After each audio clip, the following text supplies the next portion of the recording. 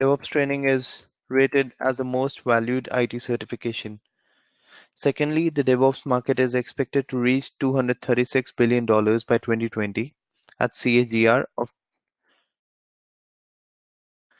and this is claimed by the Forrester Market Research Agency of US. And the third reason that you should opt for DevOps course is that 80% of global Fortune organizations are expected to adopt DevOps by the end of 2019, and we are all into the way. These are the market trends for DevOps terms from various search engines like Google, Yahoo, and DuckDuckGo. So you can see that the data starts from 2013, and it had been rising in an exponential manner until 2017, and we are in 2019 now, which is well beyond the inclination. So what the future holds for a DevOps engineer? So if you see, DevOps is not only a part of IT industry, it is also a part of telecom, retail, and other industries as well. So this attribute starts from the basic year of 2014. Since then, it has been raising exponentially, and that's how the demand for this job profile is in the job market. So these are some industries who are looking for a DevOps professional. Even if you are a DevOps engineer and you have skills of every DevOps engineer today under your belt, it is not just a IT company which would be hiring you. Tomorrow, business development companies would require DevOps as well, consulting companies, entrepreneurship companies as well. And you can be an entrepreneur as well, along with these skill set under your belt. So these are some median annual salary figures of a DevOps engineer in USA, and it's comparable to Indian salaries as well and around the world. So with less than an year of experience in DevOps, you can earn around $91,000 in a year, and it goes up to 135 as your experience grows. These are some major companies around the world which are looking for a DevOps engineer today, which includes Microsoft Azure, Yahoo, Apple, Microsoft, VMware, EMC Square, AWS. These are some major ones, and the rest you can see on the screen as well. Um, Prakash, I got your message that the content and the syllabus will be shared just now.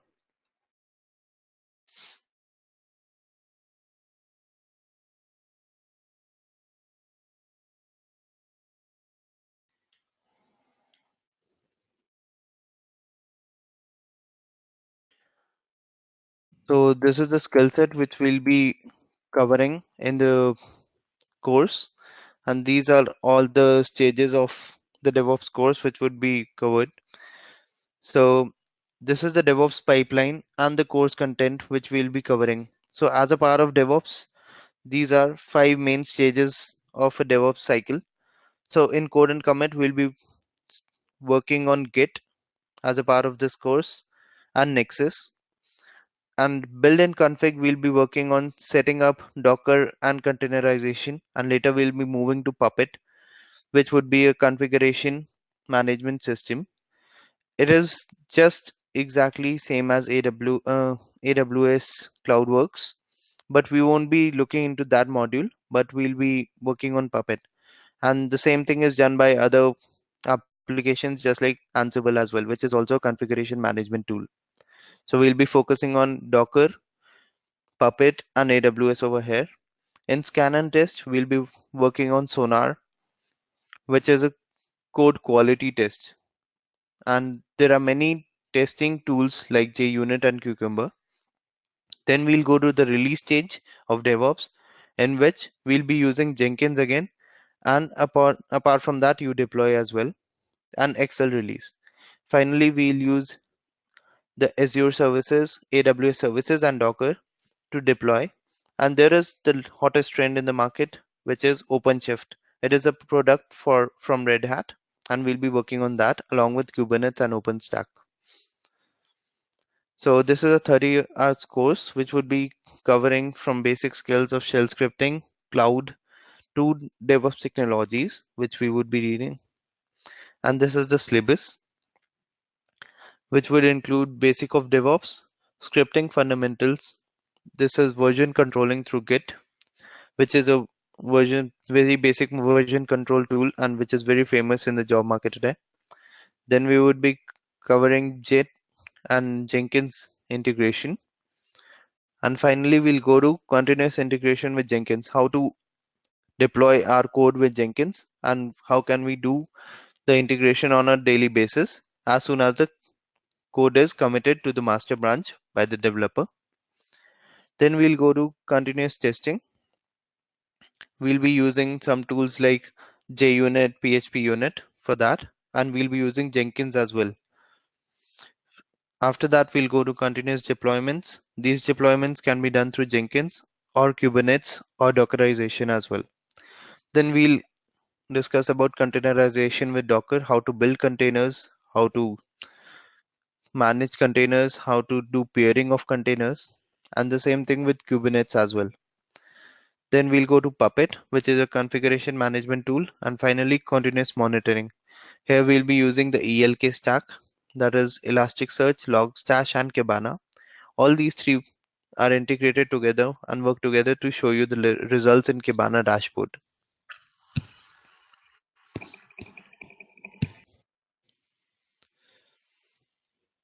So, is it clear? Any further questions?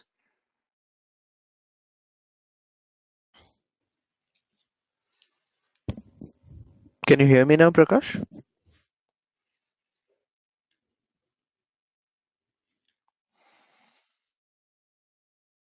Hello?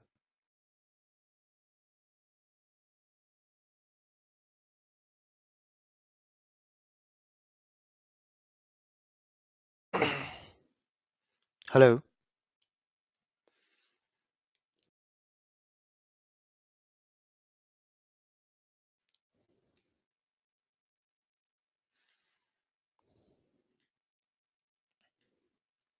Am I audible to you guys?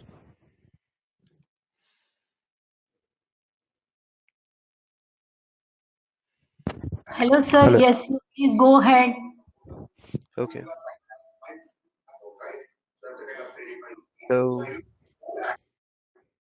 what is DevOps? This is a strategy which would be used by developers and testers and IT operations. Today, there's a huge gap between developers and testers and the IT operation part of the IT industry. So, what DevOps does is it is a strategy and it tries to bridge the gap between these three things: it, the development team, the testing team, and the operations team. So, as a DevOps engineer, you'll be working with all three teams.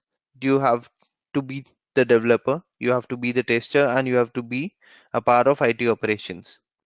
Before DevOps team, the development and the operations team were totally isolated. Just imagine a case when a development started and it had been completed, and later the operations team had to do the release. But there was a issue during the release, and though both the teams were totally isolated. So what exactly happened? So the change ticket was created and it passed on to the development team, and the hotfix could have been a solution over here when the development and operations team were working together, but it didn't work because of the isolation of between the teams, and the process got delayed and eventually the product got failed. So this is what DevOps tries to do. It tries to bridge the gap by doing the development, by doing the testing, by doing the deployments and the operations as well. So as a developer, as an operations team, what all skills you have, you'll be using it in your DevOps stage. So there's a large amount of time which goes off in testing and deployment and designing, which all would be done by a single person. There's no manual code deployment, which most of the time leads to errors. We'll be using automation and tools for this, and there's no sync within the teams. There was no sync within the team, because of which we had some issues, many issues actually, and today we'll be bridging that as well with DevOps course. So How DevOps is different from traditional IT. I'll show you, I'll give you four scenarios today. The first scenario is uh, you'll be responsible for creating new servers today. So when you create new servers, the development team works on testing, the operation teams work on extensive paperwork of the servers. But as a DevOps professional, it will take you minutes just to provision and do all these things using AWS console or Microsoft Azure or VMware, which we'll be seeing in this course as well. It's just a matter of around 2 minutes just to provision one server or many at a time. So just imagine situation two, there was a project and there was a projection of failover for the application. The redundancy and data center locations and storage requirements were skewed as no inputs are available from developers. And tomorrow, being in the operation team, you'll be held responsible. So in that case also, the DevOps, which is a traditional strategy, it will help you work upon all these things with your experience on the domain. And let's imagine the situation three, in which operation teams has no clue about the progress of development team. They are responsible for doing the release today of the application, and they are still waiting for the build from the development team, and there's no response from them. So in that case, also you see how these two teams has been isolated, and DevOps is the strategy which will take care of both the things by a single person or by a single team who all are DevOps professionals. So there would be no gap over there. And finally, before going live, just imagine a situation when load testing crashes the application. What requires at this point is the load testing of the application. This is not done, it's all gone.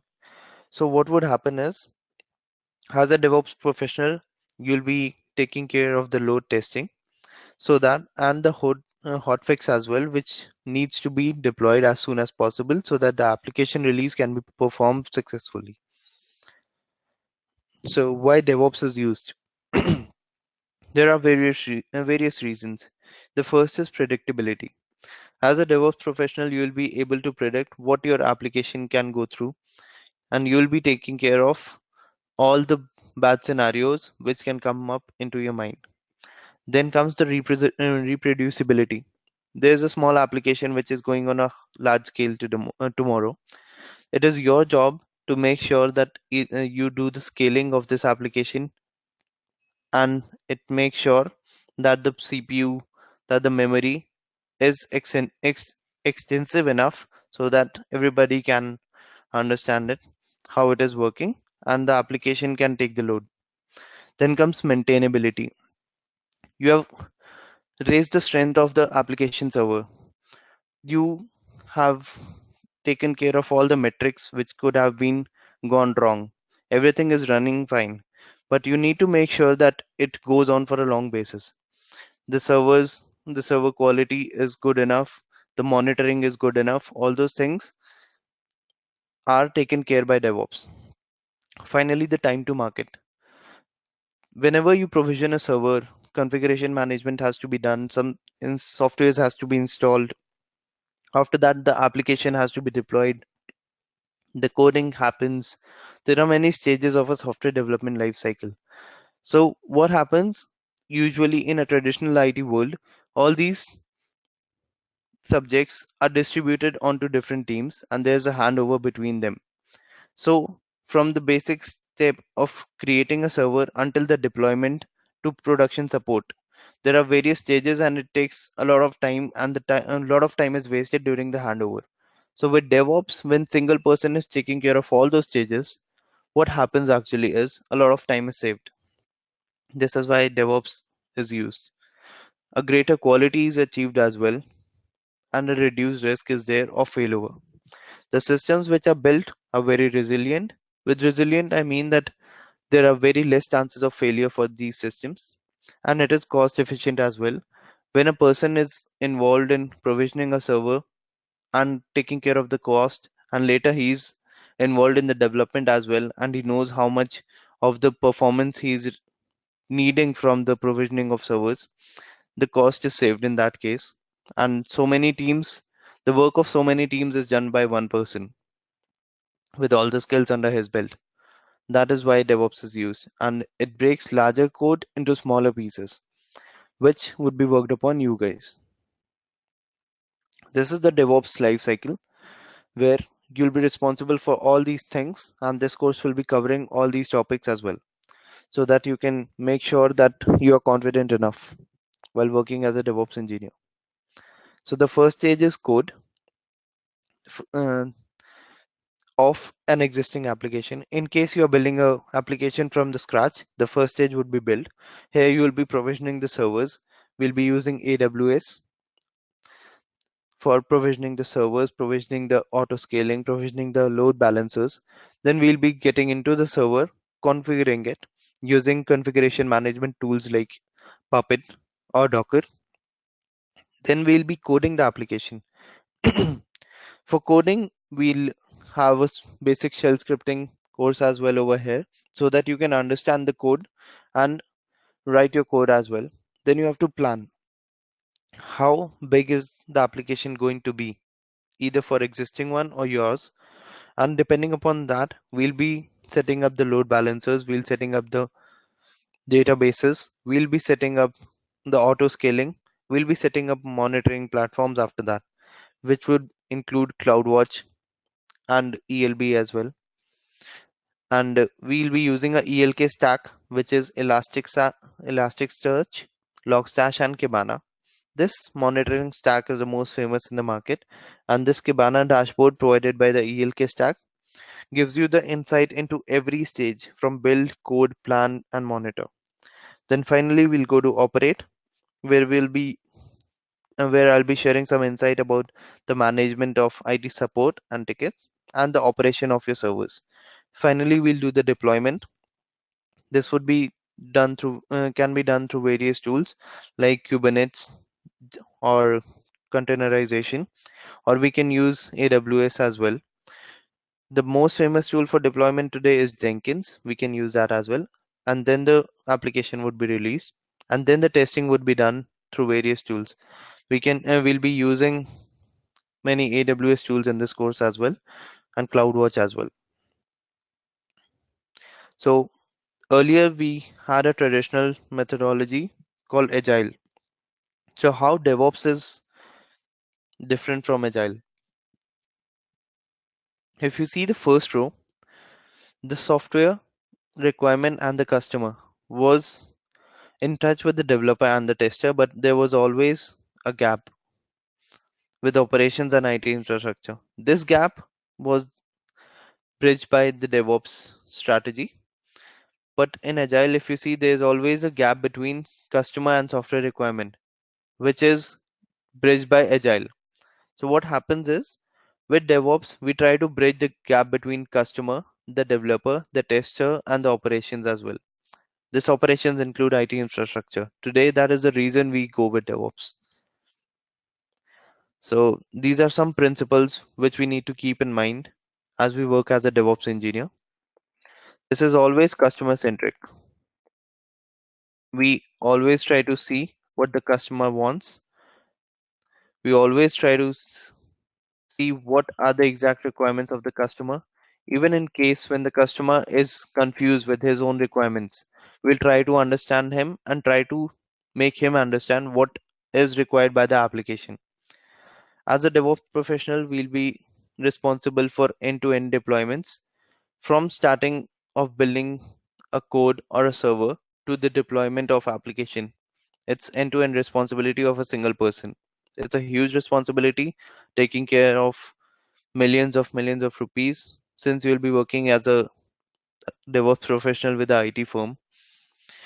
A continuous improvement is your principle, should be your principle, because when you're working, it's not just your job to code and deploy every day.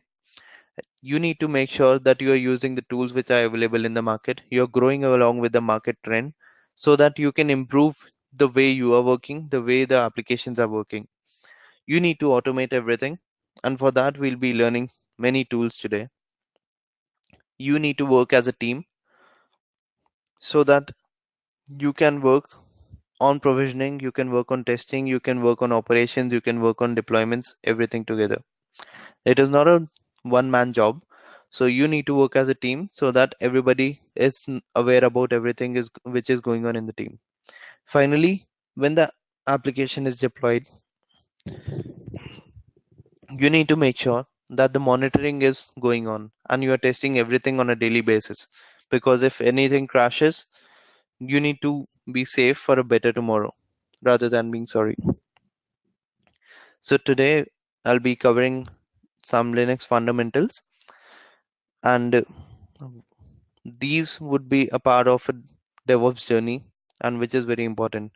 As a demo course, as a demo today, I'll be sharing some insight into Linux fundamentals, and after that we'll go to the AWS dashboard and I'll show you some modules, how it works and where we are going through. So why shell scripting? As a DevOps engineer, I could have asked you to learn PHP, I could have asked you to learn Java or Angular or any other thing which can get you into coding. But why we go through Linux fundamentals? This is something which is integrated with every other language, every database. You can use shell scripting and make sure that your code is implemented with Java, your code is implemented with Angular, and you can use those codes in your shell scripts. This is the most extensive scripting language in the world now. It had been there since 1980s, and today also we need this, and it has a same future, same need for tomorrow as well. So I'll show you how to create a basic shell script, how to call a script, what is the shebang, what are the naming conventions, what are the variables, how to declare variables, how to debug a script. I'll show you all these things now. So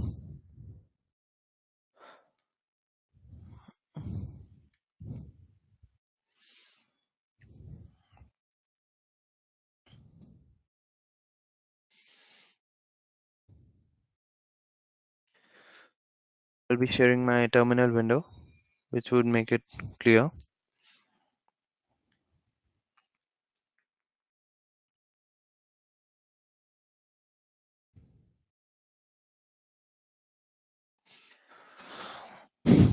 So I hope you guys are able to see it.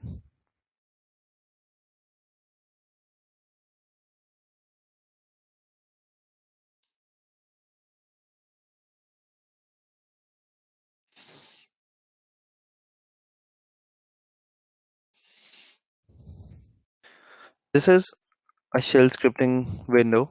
Here we'll be starting what is shell scripting. So if I tell you about shell scripts, it is a command line argument where you can ask the system to take care of things. I'm logged into a Unix system. You can do the same thing in Windows as well. There's no hard and fast rule you need to use a Ubuntu or a Linux system or a Red Hat, anyone. You can use any operating system and you can work on shell scripting. Today I'm using Ubuntu. In my next session, I'll be using a Windows session to make it clear to you how to use it. So there are some basic commands. First, I'll tell you about wherever you are, you can see your path. So this is my home directory, which is /home/prince. We can see it using the command pwd, present working directory. Then we can list the files over here as well. And before that, I'll show you how to create a directory. This is mkdir. This is for making a directory.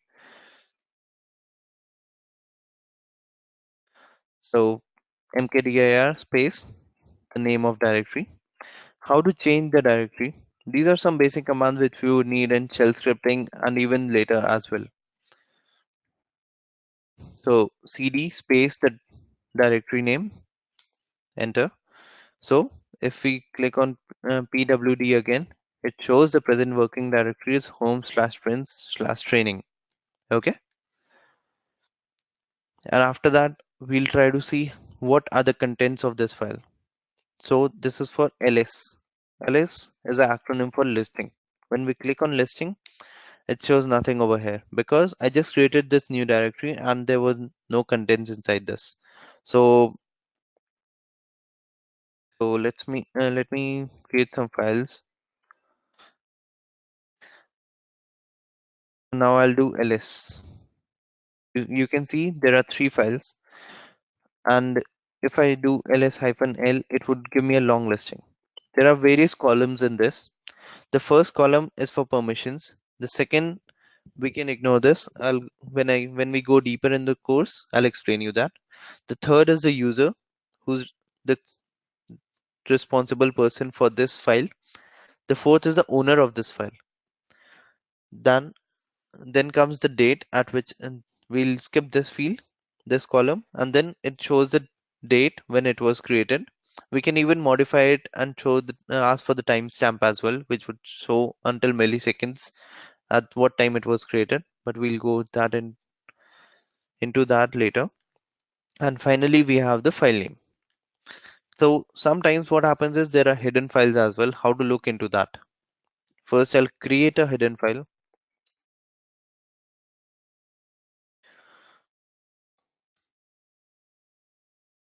So if you see, I created one hidden file.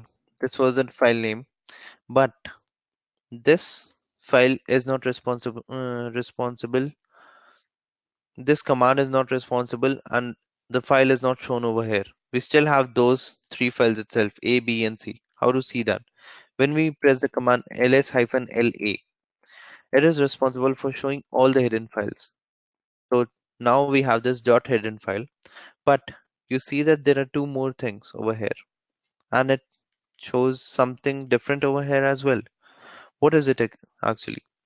The first letter of this part of column is D. D refers to a directory. The double dot is referring to the previous directory, and single dot is referring to a root directory. Whenever you do ls-la, it shows the first line as total number of files. Then it shows all the file names which are present. Along with that, it shows the hidden file over there.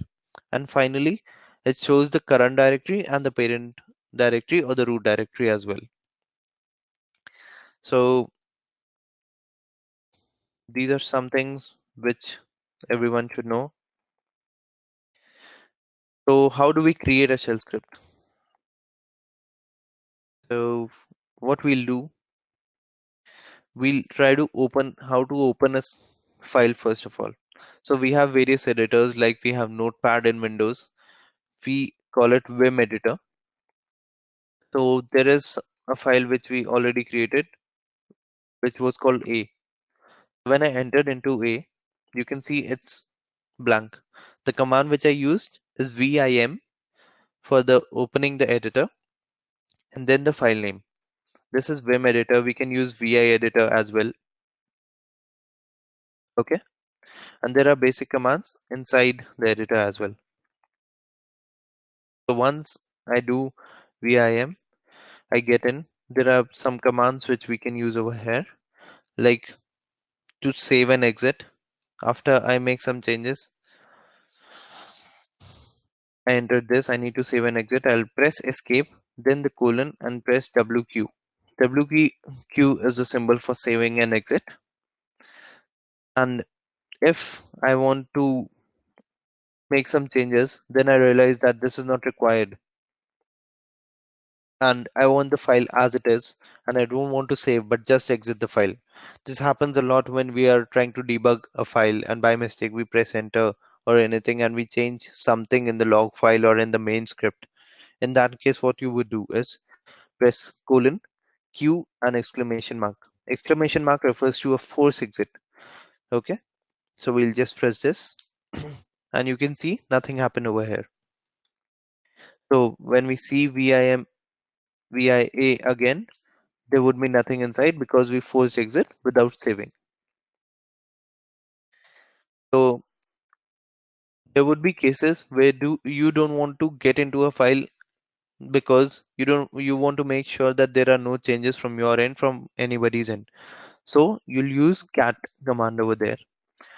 Cat command, what it would do is it would make sure that the contents of file are shown, but you don't make any changes to it. So you don't get into it. It comes out and shows you the content of the file. So over here, it didn't show anything because the file was empty. If we do cat b, so this was the only line which was there. If there are 1000 lines, it would show those. Okay. So there are many other commands as well, like tail and others as well. Tail and head, we'll get into that when we go deeper into Linux shell scripting.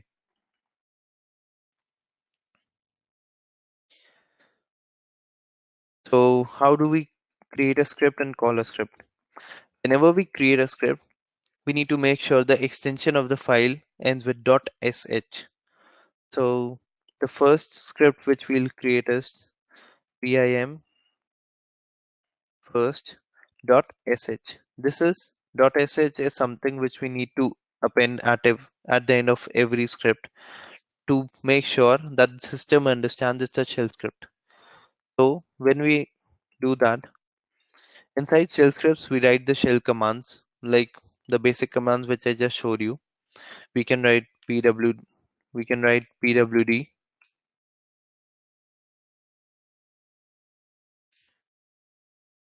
Sorry, so we can write pwd over here.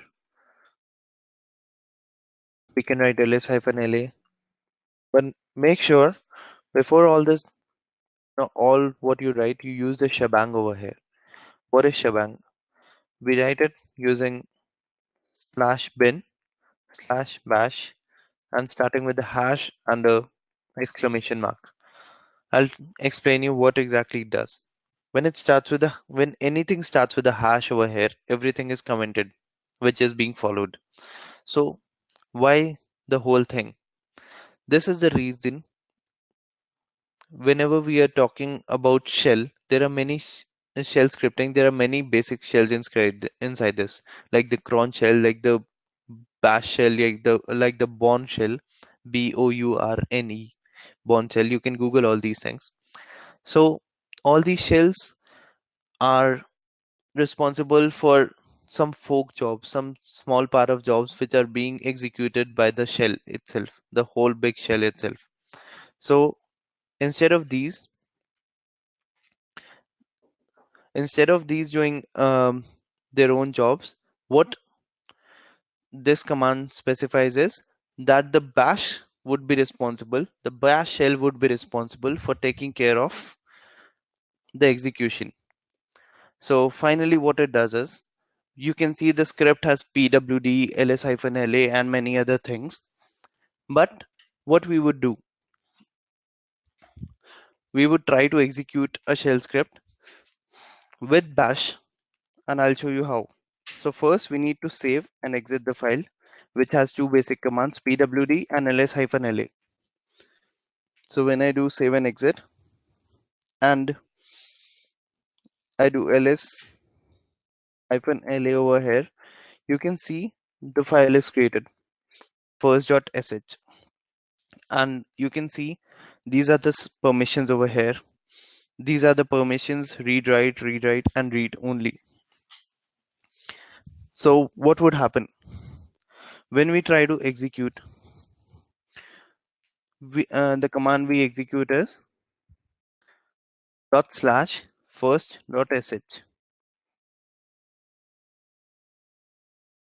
What happened over here?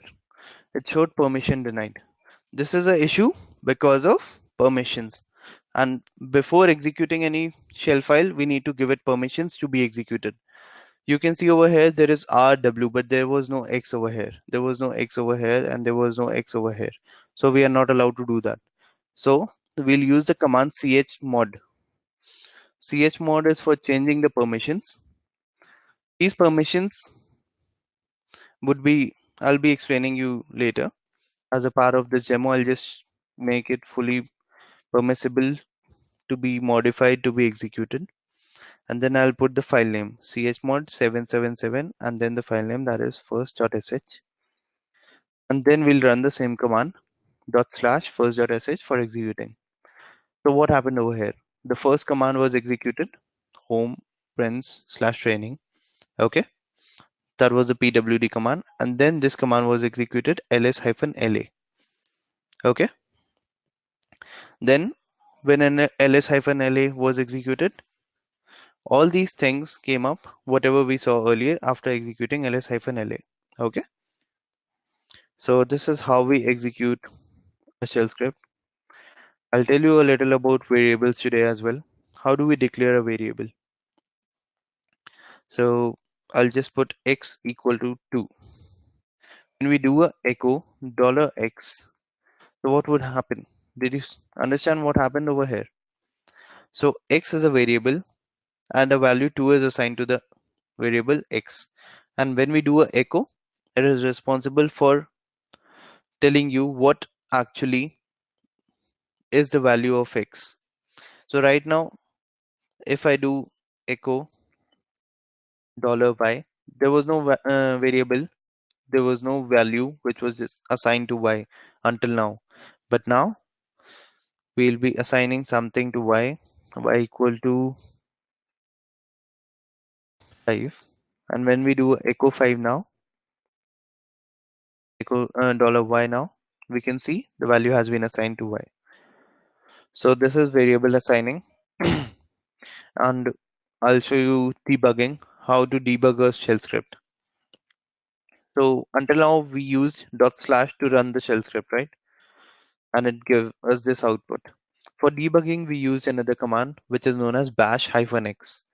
Bash-x, then the file name. What happened over here is it showed plus pwd. It meant this is the first command it came across while executing the script. As soon as it saw plus pwd over there, it executed this, and then another command came across the bash x, that was ls-la, and it was executed. This is a very helpful feature when you execute some long scripts and you are not able to see where the error is coming across, and where you want to see what is the procedure for loops, for if-else statements and other variables and the classes when it's being called. Then I'll show a little hands-on on AWS Dashboard as well today, which would be the last part of the demo.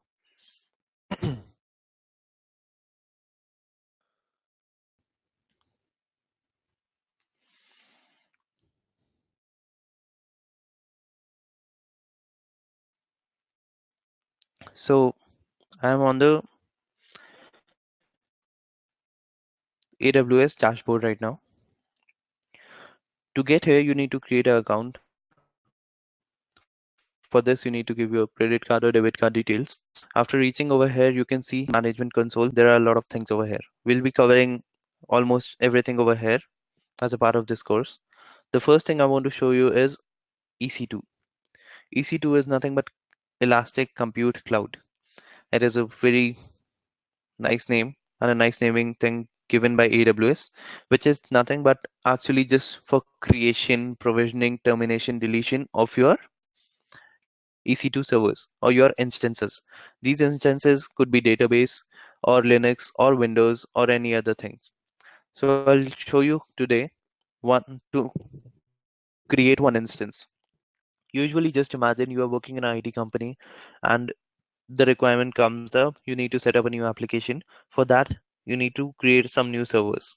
So what happens? You first go to the purchasing team. They're responsible for creating the bills. Then you go to the data center provider, the server provider, which could be anything like IBM or anyone. Then you go to them, pay for the server, and you request them for a server. Then they provision you a server. Then after that, you need to check for the security so that nobody else from the public domain is able to access your server, your things. So then after that, you get into the server, you check your connections. After that, you test everything. And all this procedure takes at least a month or two. But with AWS, what we'll be doing is we'll be creating a server within a minute. So after services, the first thing we go to is compute. Under compute, we have EC2, that is Elastic Compute Cloud. And I'll be clicking on the button of launch instance. There are many things shown on this page right now. We'll get into it when we go detailed into the course. So we'll click on the first one, which is Amazon Linux AMI. If you see the list below, there are a lot of various options: SUSE Linux, Red Hat, Ubuntu, and Windows as well. So what we'll do, the first thing we need to select is the type of system you want. We'll go with Amazon Linux for demo purposes.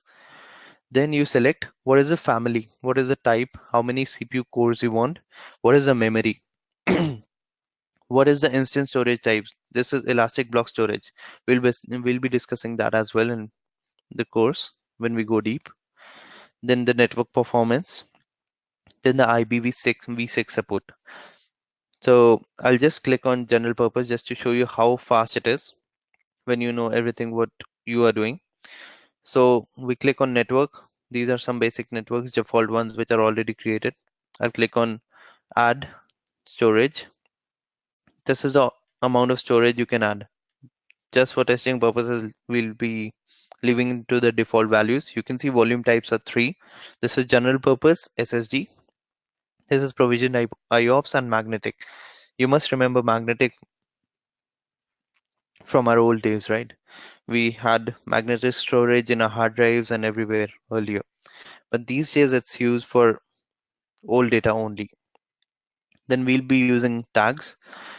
It is not mandatory to add tags. These are used for shell scripts and scripts for CLI, the command line arguments of AWS. Even if we don't add anything over here, we can leave it as it is. We can click on next, configure security groups. Here we'll be leaving it to default. Okay, and we'll just review and launch. So this is the final details of our storage. You can see everything which is going on over here. We'll get into billing as well a little. So this is the final step where we need to create a key pair to connect to it, or we can use the existing pair and create any key pair which is name test. Then we have to download the key file. Okay, for demo purposes, I already created test, so it wasn't being downloaded. Now it's downloaded. I'll save the file and I'll launch the instance. So if we go to the EC2 dashboard again, view instances at the bottom of the page, it will show that the instance state is pending and it won't take more than a minute to be created. So that's all. You have already created a server. You are having a Red Hat machine now. You could have done for Windows as well. Just imagine how quick and how easy it is to do that.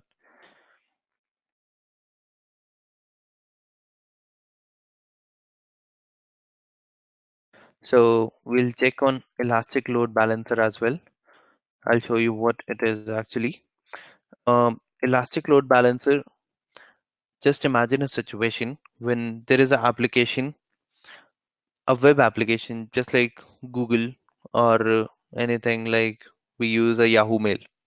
There were 50 users who were using Yahoo Mail in the morning. And by the end of the day, it had been Microsoft or some other organization such as Apple said, we'll be using Yahoo Mail as well for some public access to our mails because we don't want to use our private mails, which is Apple Mail. So what we'll do over here is when they migrated to Yahoo Mail, from 50 users, it became 500 and then 5,000. But the servers for Yahoo Mail, which were allocated, crashed. In that case, what would happen is Elastic Load Balancer would come into play where another set of servers would be hosted in another availability zone or another area. So what would happen is the first zone, when it went down, when it crashed, Elastic Load Balancer would be taking care of just switching the zone and making sure that everything is up and running. So load balancers are in the same section as EC2. When we go to the EC2 dashboard, over here we have create load balancer.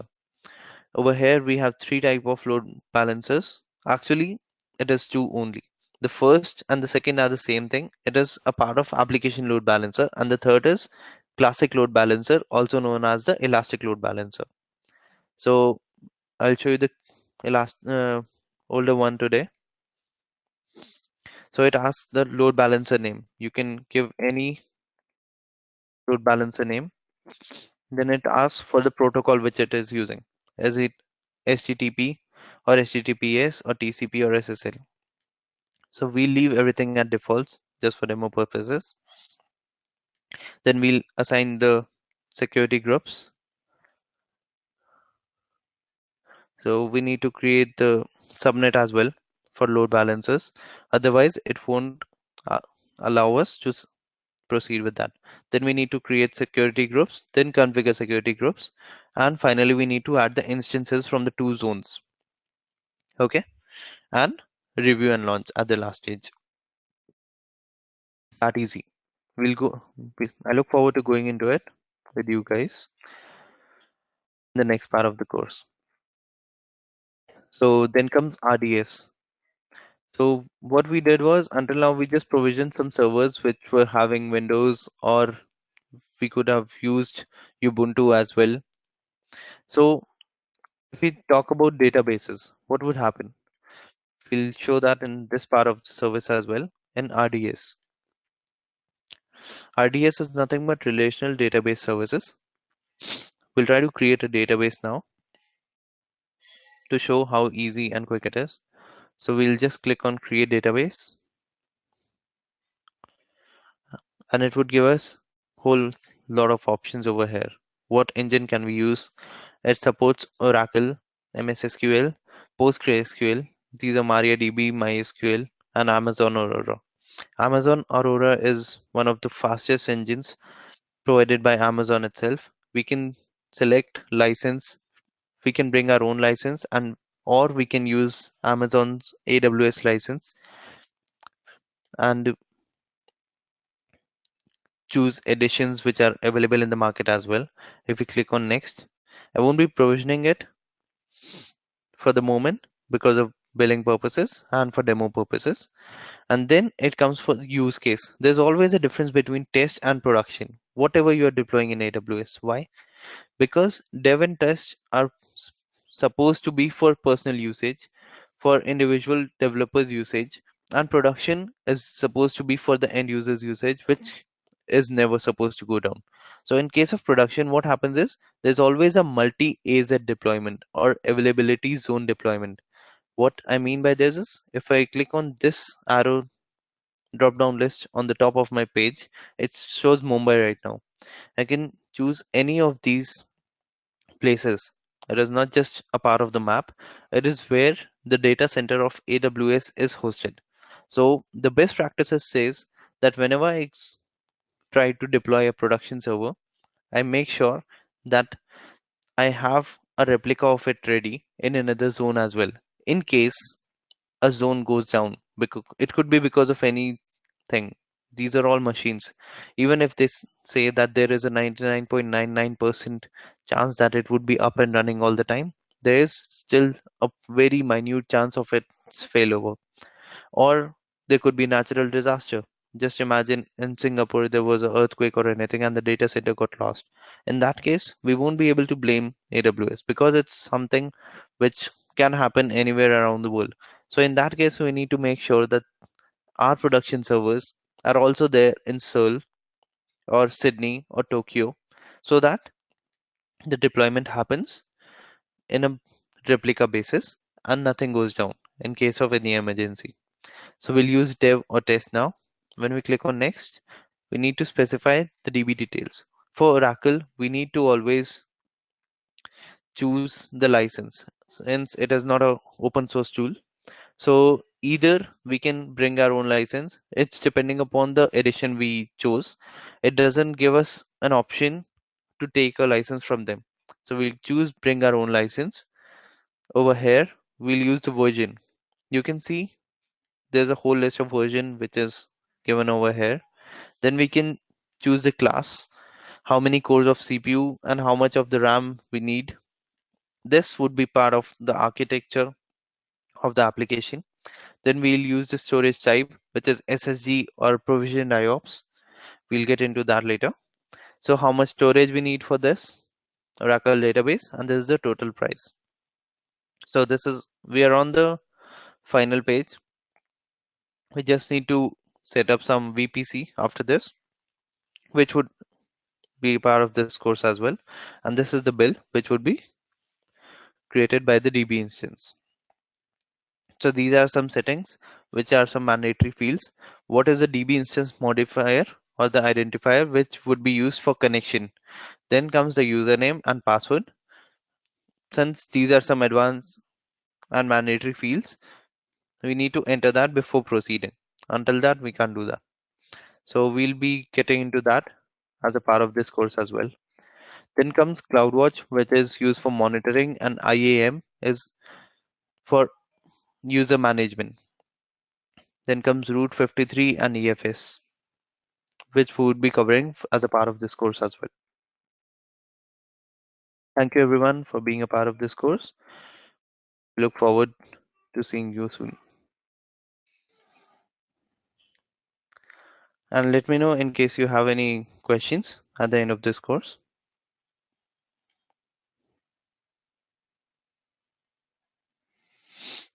Yes, Prakash.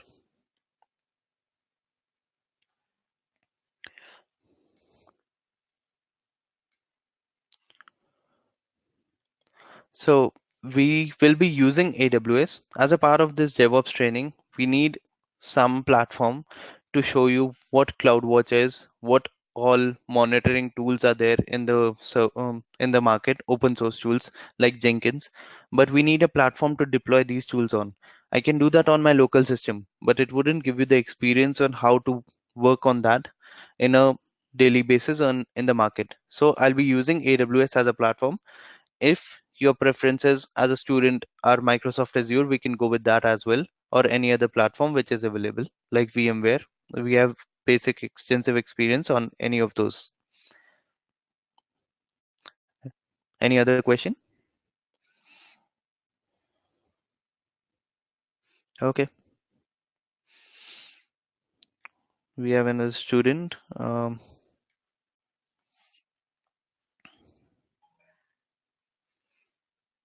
So, okay, good question. So, as a part of the DevOps course, we'll be making sure that you have an experience on continuous integration, continuous deployments, and monitoring. Those are the three main pillars of DevOps course. So in that, we have many tools which you need to learn as a part of this course. So we'll be learning versioning control using Git, Jenkins. Then we'll be moving on to continuous deployments using Jenkins.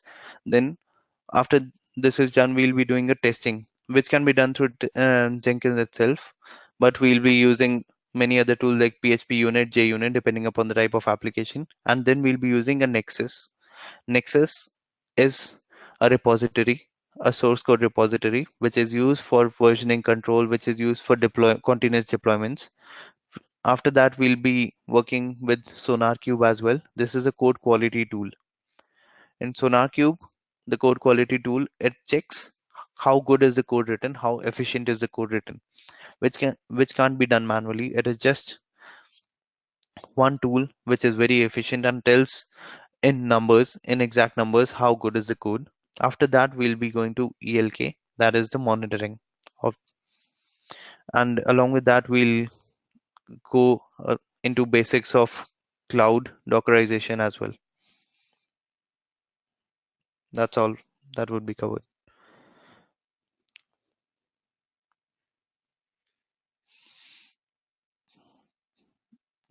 I didn't get you, Prakash. In order to practice what?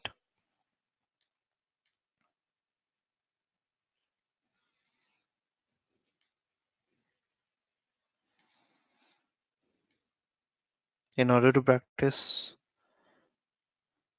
it is not whatever I thought. It is whatever we are going to practice on AWS platform. We'll be setting up these tools.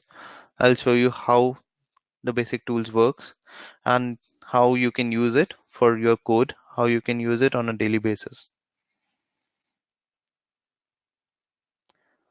So we'll be working a little into every tool. We'll give you an insight on every tool, and we'll teach you as well how to deploy your own code, how to deploy your own tool. Whenever we start with any tool, I'll tell you how to deploy it on your own system, and that would be very much recommended so that you can take away the learning of this course along with you to the future. Because without practice, you won't be able to work on it. You need to deploy, you need to see the deployment process over here, and you can take those deployment to your system and you need to deploy there. I hope everything is clear now. Hi. No, I what I'm asking is whatever you teach, right? I need to practice those end of the day. So how do I do that? Oh, So Prakash, so, what is you have a system with you, right? no, I know AWS, so I have an account. I can create a sequence Okay, and all those that's things. good. AWS is just for basics Right. of creating instance and all. When I talk about any of the tools like Git, Jenkins, when we Mhm. go deep dive into those tools, we need to make sure, I will make sure that I show you how to deploy the application. Okay, Okay. so you need No, to do the I know same thing you. on your system. Yeah, Yeah, I want to do same thing on my system. So that's what I. So those some of the tools are like it's a free tool, right? We yeah, download the version of those. yeah, this is an open source tool. Yeah, Yeah, open source tools. Yes. so along with free tools, mostly what happens is I am part of three MNCs right now. What happens over here is in all the three MNCs, the strategy today is same. They all are moving to open source. Today, Oracle is there. They are big market players, but everybody is focusing still on open source. So what our course would be doing is we'll be focusing on open source tools as well, which are the most in demand in the market today. So I'll show you how to deploy those, how to use those, and how to integrate those with each other. That would be a part of this course. Okay, and Okay. it's your Yeah. job to deploy the same thing on your system to have a hands-on. Okay. Okay. Okay. um I Which where think do you work? that is actually confidential. As a Oh, part of this training, I won't be okay. able to share that with you. Okay. No, no problem. I'm just Okay. out of Okay. curiosity. That's Okay, thanks Prakash. Okay, so we'll be ending the demo session today. I hope to look forward to you guys all. in Okay. the next session. See you. Bye bye.